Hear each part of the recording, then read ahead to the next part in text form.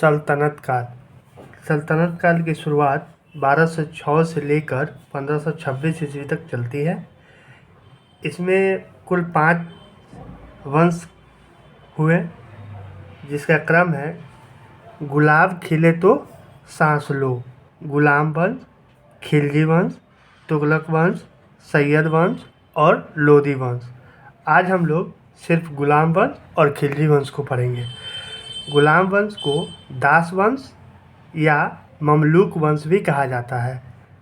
इसका जो time period था वो 1206 से 1290 ईस्वी तक था। इसके संस्थापक कुतुबुद्दीन ऐबक थे, जिनका कार्यकाल 1206 से लेकर 1210 ईस्वी तक। उसके बाद हुए आराम शाह, जो 1210 तक ही रहे। फिर इल्तुतमिश आए, जो 1210 से 1236 ईस्वी तक रहे।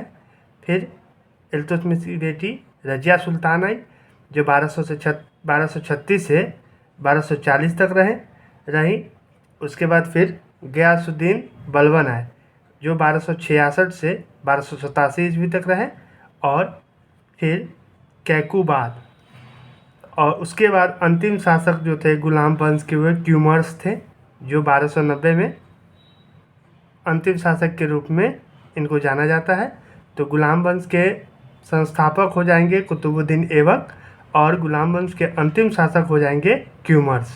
फिर अगला वंश है खिलजी वंश। खिलजी वंश का कार्यकाल है 1290 से 1320 ईस्वी तक। खिलजी वंश के स्थापना जलालुद्दीन फिरोज खिलजी किए थे। इनका जो कार्यकाल है वो 1290 से 96 के बीच है।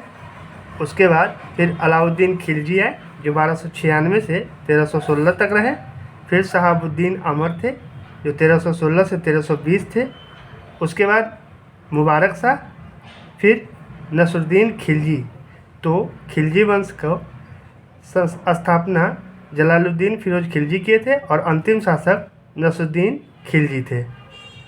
धन्यवाद। अगर ये वीडियो अच्छा लगा हो तो लाइक, शेयर, सब्सक्राइब करें तन्मय गुरुकुलम को। धन्यवाद।